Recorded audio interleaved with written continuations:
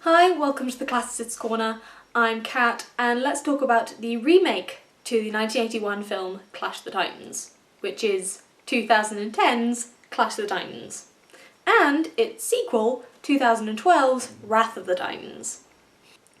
I'm going to preface this video by saying that I don't really like these films very much.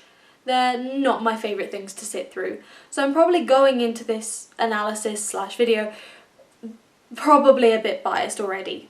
But don't worry, I'm not just going to go on about my problems with the film. Although in short order there would be the dodgy script, the subpar CGI, the confusing accents, they tend to wander around a bit, the frankly lack of effort in the acting, and the fact that maybe, and this is just my opinion, that maybe giving the guy who somehow made the Hulk boring was not the best choice for a mythological fantasy feature. Even with that in mind, I can't really blame director Lance Lederer for anything. In everything I read about the production, he seemed really enthusiastic, and he evidently had a lot of love for the original film. It's just maybe he wasn't the best directorial choice. Onto the film. And even though in the last video, my 1981 Clash of the Titans video, I talked a lot about the film itself. But in this video, I'm going to be talking about more of the classical themes.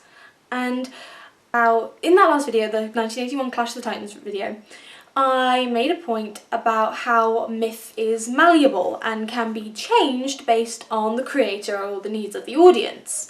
However, in this video, I feel like I should probably make an amendment to that statement. That being that, even though myth can be changed, I still feel that there should be a reason for the change. That there needs to be some sort of thought behind it. Also, I do feel that the people making the changes should know about what they're changing. There needs to be some knowledge of the original sources, shall we say. Because otherwise, why are they telling that sort of story to begin with? Now, with that in mind, I'm going to start by asking anyone out there if they have any clue why in Clash of Titans 2010 they made King of Perseus Calibos. Now seriously, I looked into it and I can't find out the actual reason why the production made that particular call.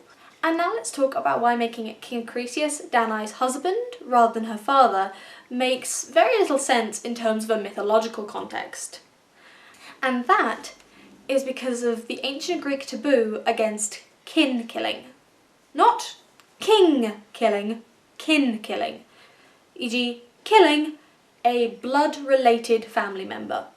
Now in the original myth, Acrisius wanted Perseus dead because he received a prophecy from the Oracle of Delphi saying that he would die because of Perseus, or because of his daughter's child. Now, after trying to stop her getting pregnant failed, he wanted Perseus and Danae out of his life. But he needed to do it in an indirect way. He couldn't just stab them, because they were his kin, they were his family. Now, in ancient Greece, kin killing was not just illegal. It wouldn't just get you thrown in a law court. It was an unimaginable taboo. If you killed your family, your blood family, it was going to lead to catastrophe. In the form of something roughly translated as pollution. One of the Greek words associated for it is miasma, but it's not really, it's a bit more complicated than that.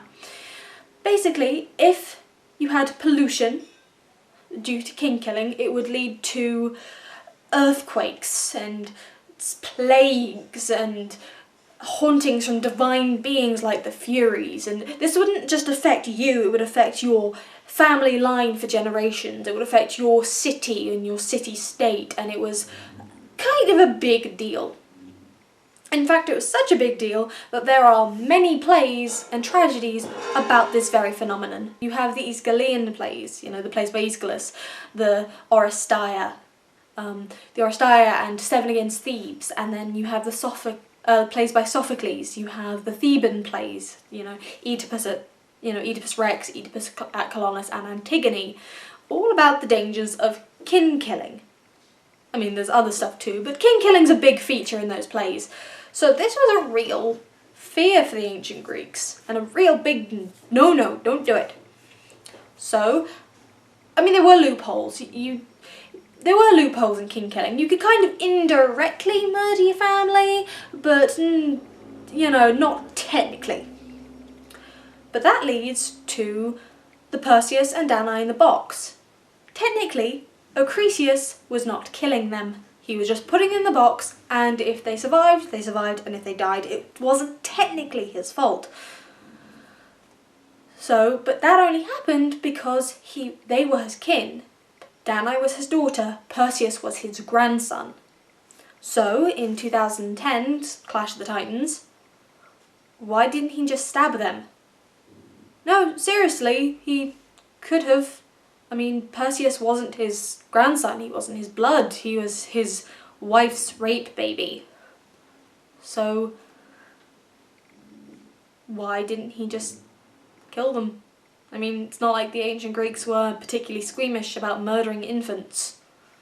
There were a couple, thrown off cliffs, thrown off a wall, just smashed, That happened, and they also weren't very squeamish about murdering women either, so if he wanted to kill Danae and Perseus, he could have done so, and he wanted to piss off the gods anyway, so there was no risk of pollution there. Okay, well, you could say he wanted to make a statement. That's why the box. But again, you could make a much showier statement. You could make other showy statements to kill them without the box, without having 100% chance that they'll die. You could just kill them. Okay, well then, maybe it's another reason. Maybe it's just because the box is an iconic part of that myth. But it's an iconic part of that myth for a reason, because Aeschylus couldn't kill them. So hence the box. So after that, now let's talk about my second point, that being women in Clash and Wrath of the Titans. Now, I'm going to preface this as a spoiler, but in this version, in Clash of the Titans 2010, Danae is dead. She dies in the box. Perseus survives because he's a demigod, but Danae dies. And I hate this. And it's not just my personal preference on not fridging women for man pain. Okay, there might be reasons. Maybe because Perseus could grow up with a family and have a stepfamily. Okay, well, why didn't Danae just be in the stepfamily? Why couldn't she have married the fisherman who finds them and grows up? Okay, maybe not. Maybe Perseus needed a reason to not know he was a demigod, not know he was the son of Zeus until the big reveal when Hades tells him. Okay, well, why couldn't Danae have just lied? It's not like in these, oh, you are the special human who will save us all plots, these parents don't lie to their kids to protect them. Happens all the time. Well, now let's move on to Io. And in literary mythology, there is only really one significant Io, and she appears in Ovid's Metamorphoses, Book 1. And she is a cow. No, seriously, for most of that story, she is a cow. And this is how she was a cow. Now, Io was a beautiful naiad, Io was a beautiful naiad, the daughter of a river god called Inachus. Now, Io, being very beautiful, attracted the lust of Zeus, as you do. And Zeus raped her. And not wanting to get caught raping her by his wife Hera, he made the entire world night. Now, Hera noticed the entire world suddenly going night and went down to stop him because she twigged what he was doing. Now, Zeus, seeing Hera coming and still trying to cover his ass, turned Io into a cow and then gave said cow, being Io, to Hera as a gift. Hera, not being fooled by any of this, tried to make sure that Zeus couldn't carry on his affair with Io, making the thousand-eyed giant Argus watch her all the time. Zeus, feeling a little bit guilty, but not, guilty enough to turn her back into a human, got Hermes to off Argus. Then Hera, still pissed off but not able to go after Zeus, tormented Io so much that she ran all the way from Greece to Egypt. Then, because the Nile is magic, she went into the Nile and was made human again. If you're wondering what any of that has to do with Perseus, none of it has nothing to do with Perseus in the slightest. Yeah. So when Io popped up in the Clash of the Titans 2010, I was a bit confused on what Io was doing there. So yeah, maybe she isn't that Io, and maybe she's there because the production crew thought about the implications of only having one major woman in their story. That being Andromeda. So they created this other character, this woman to act as a mystical guide and exposition giver and eventually love interest. Yeah, she's Perseus' love interest, even though it's stated that she's been watching him since he was a baby.